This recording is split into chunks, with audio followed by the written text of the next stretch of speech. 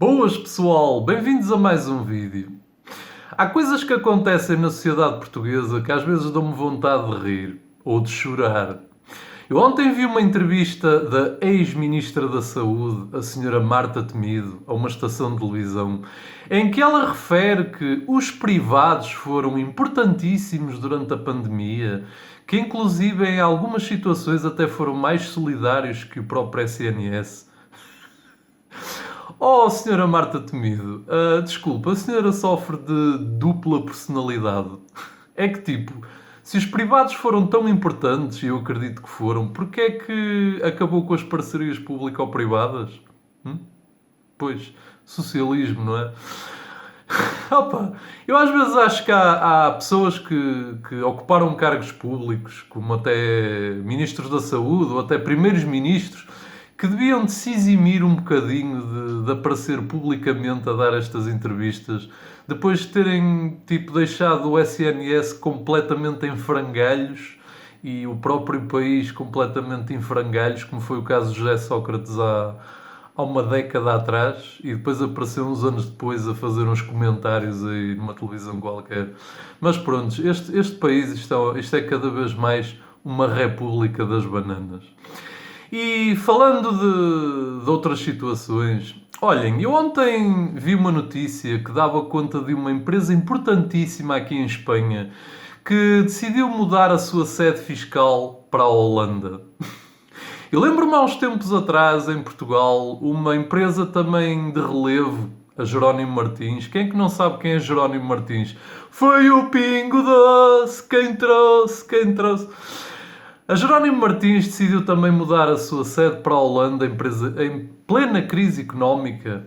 E na altura surgiram logo um grupo de pessoas muito indignadas, apoiadas por aí por alguns partidos políticos. Isto é uma vergonha, só pensam em dinheiro, esses capitalistas, querem a fugir ao fisco e não sei o quê. Tipo, as pessoas aqui em Portugal seguem uma lógica um bocadinho estranha. Se alguém se recusa a ser roubado pelo Estado, as pessoas criticam a pessoa que se recusa a ser roubada, ou seja, a pessoa ou a empresa que tenta fugir ao fisco, e em vez de criticarem o ladrão, percebem? Há uma mentalidade um bocadinho estúpida na sociedade portuguesa e em outros países, mas pronto. Talvez a próxima evolução do Homo sapiens seja uma desevolução. Eu acho que as pessoas aqui em Portugal percebem sempre os problemas da maneira errada e põem-se sempre do lado errado da equação. Em vez de apontarem os problemas, deviam perceber o porquê, quais são os incentivos que fazem com que empresas, tanto em Portugal como em Espanha, decidam mudar a sua sede para a Holanda. Percebem? Nós vivemos numa sociedade que funciona por incentivos. Quais serão os incentivos que fazem as empresas mudarem-se para os Países Baixos? E eu digo empresas de Portugal e Espanha porque atualmente o governo português e o espanhol são muito parecidos. Ambos sofrem das mesmas pancadas ideológicas, percebem? E o que é que acontece? A Holanda é um país rico. Porquê que a Holanda é um país rico? A Holanda é um país rico porque já percebeu há muito tempo que hoje em dia qualquer país do mundo, neste mundo globalizado, que se tente isolar, como a Inglaterra está a fazer neste momento e está a dar para o torto, qualquer país que se tente isolar basicamente está fucking fodido, percebem? E a Holanda percebeu isto há muito tempo. A Holanda, historicamente, é um país muito livre, onde é fácil abrir uma empresa, é fácil fechar uma empresa.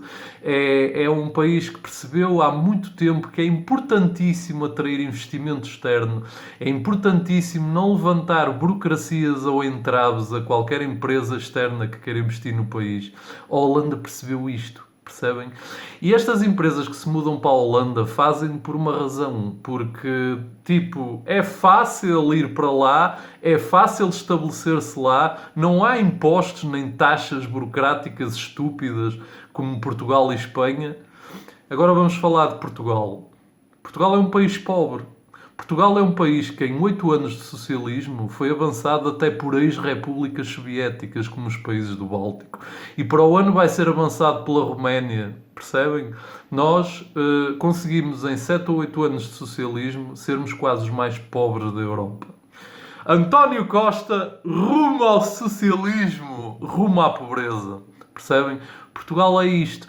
Portugal anda há décadas a viver os últimos dias da União Soviética.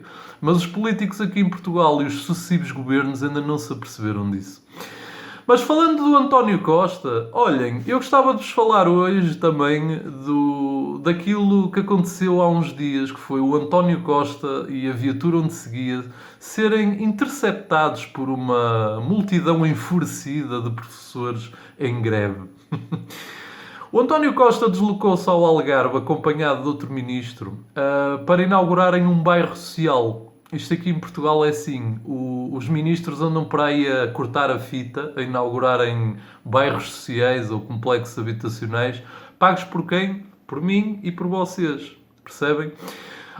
E vão lá fazer uma festarola, uma pompa e circunstância, olha eu aqui a inaugurar um complexo habitacional. Pois é, isto é assim, os portugueses pagam e os ministros vão lá cortar a fita. Aparecer, olha eu aqui, inaugurar um bairro social.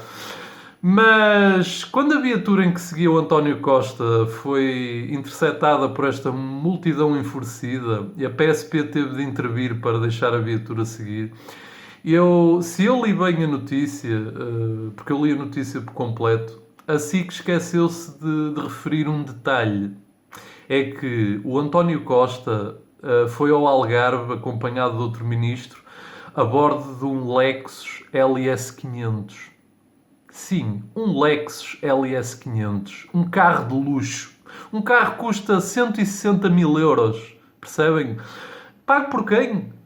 Pelos mesmos que pagam o bairro social que o Costa foi inaugurar. Percebem? Este país é isto. Isto é um país pobre. Isto é um país onde as pessoas estão com uma crise inflacionária do tamanho do mundo. As pessoas estão a reduzir as compras do supermercado. Está tudo a apertar o cinto. Porque sucessivos governos socialistas só fazem com que as pessoas tenham que apertar o cinto. Legislatura após legislatura.